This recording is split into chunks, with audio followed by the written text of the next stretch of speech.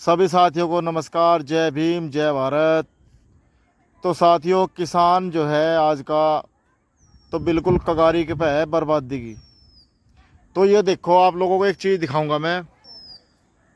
ये बादल आप लोगों को दिख रहे होंगे। ये बादल हमने ज़िंदगी में आज तक ऐसे बादल नहीं देखे। भाई चलो, बारिश हो जाती लेकिन फिर जो है बादल साफ हो जाता। भाई सही तरह से धूप देख के कई दिन होंगे। किसान की फसल तैयार है और भाई कटने पे तत्पर है। इधर तो मोदी जी ने कह दिया कि तैयार रहो। भाई लॉकडाउन और नोटबंदी से भी भयानक स्थिति आने वाली है। दूसरी तरफ हमारी फसल पक्का तैयार। अगर कोई बारिश होएगी बनावटी तो वहीं ये फसलें हो जाएंगी बिल्कुल ख़त्म। चलो, कुदरती अगर बारिश हो, कोई आपदा हो, उस पर आदमी सब्र कर ले। लेकिन ये सब आदमी के हाथ में है क्या? क्लाउड की बारिश होएगी।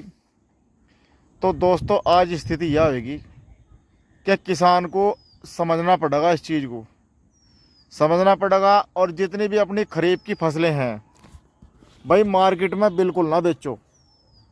अपनी फसलें स्टोर करो, आपस में एक दूसरे को दे दो।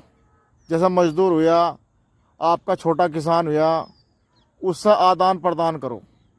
पैसे को जो है, पैसे से नहीं, आदान प्रदान से कीमत लगा लो उसकी, उससे कीमत से उससे वो चीज़ ले लो। जैसे पहले था अदला बदला। तो भाइयों, ये चीज़ करो, नहीं तो बर्बादी की कगार पर किसान है।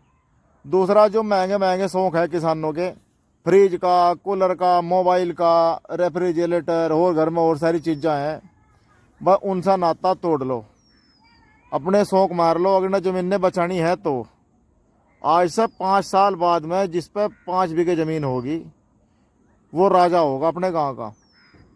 यह स्थिति आने वाली है। और ज़मीन ना किसी पे नहीं रही।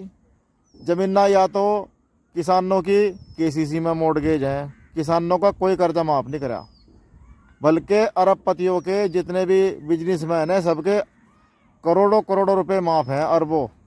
लेकिन किसानों का 2-2, 3-3 लाख रुपए यो माफ़ नहीं हुआ। सबसे पहली तो यह बात। तो भाई किसानों को समझना होगा, महंगे शौक़ त्यागने पड़ेंगे। अपने घर में डंगर रखने पड़ेंगे, घी दूध अपना घर का खाओ। मार्केट में जब जाओ, जब कोई बिल्कुल ही कतई बिल्कुल डॉक्टर के जाओ मार्केट में, तो सबसे पहले तो डॉक्टर के भी जाने की ज़रूरत नहीं है। अगर घर में ये चीज़ें होंगी थारी देसी, तो डॉक्टर का जाने की ज़रूरत है ही नहीं। दूसरी बात, कोई छोटी मोटी चीज़ लेनी पड़ेगी हमें, हल्दी मिर्च, ये भी अपने घर में ही बो। क्योंकि भाई समय वो पिछले वाला वापस आ लिया घूम के। क्योंकि धरती गोल है और भाई समय का चक्कर घूम कर यहीं आ लिया। अगर हम ये चीज़ें करेंगे तो जान बचेगी, नहीं तो ये ज़मीनें भी जाएंगी, ये रियासतें भी जाएंगी, और भाई ये चौधरीपना भी ख़त्म। जब तक आदमी के पास ज़मीन है, और ज़मीन है उसके बाद उसमें ऐंठ है, उस पर ज़मींदार है, चौधरी है वो।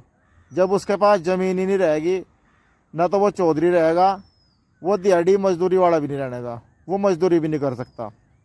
तो स्थिति यह है। तो भाई सरकार में जितने भी आदमी बैठे सारे चोर हैं, सांसद चोर है। सांसद भी कोई नहीं बोलता, सिर्फ 2 शेर बैठे हैं वहाँ से सांसद भी। एक तो राघव चड्ढा है बेचारा, उसने बोली बात मोबाइल के बारे में, रिचार्ज के बारे में। हर महीने इनके सारे महीने 28 के हैं। अब कैलेंडर के सिस्टम से चलेगा सारा सिस्टम। उसने जियो वालों की ऐसी तैसी कर दी। जितनी भी ये कंपनियां हैं मोबाइल वाली, सब की जो है उनने ऐसी तैसी कर दी किले ने। और भाई 2000 रुपये के लिए बोले खाली चंद्रशेखर आज़ाद, जो किसानों को 2000 रुपया दिया जा रहा 3 महीने में, इसे बढ़ा के साल में 1 लाख रुपया करा जा। अन्य और कोई सांसद नहीं बोल। भाई आज चंद्रशेखर आज़ाद की मैं तारीफ करूंगा, बढ़िया काम करा, बहुत अच्छा काम करा। और राघव चड्ढा जी ने भी, इन्हें भी सलाम है। तो भाई संसद में जितने भी बैठे सारे चोर बैठे। तो आज की स्थिति यह है, किसानों को सोचना पड़ेगा, समझना पड़ेगा।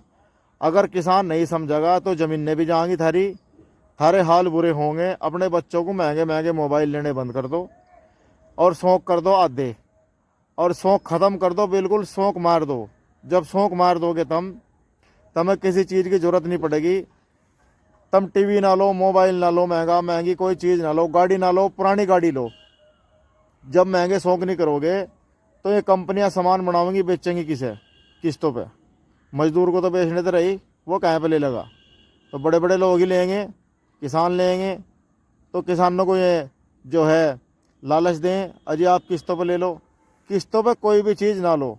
तो भाइयों सुधर जाओ, अगर नहीं सुधरोगे तो टाइम आने वाला बहुत भयानक होगा, भयानक स्थिति आने वाली है। यह चीज़ मैं बिल्कुल हकीकत बता रहा, और इस चीज़ को समझने की ज़रूरत है।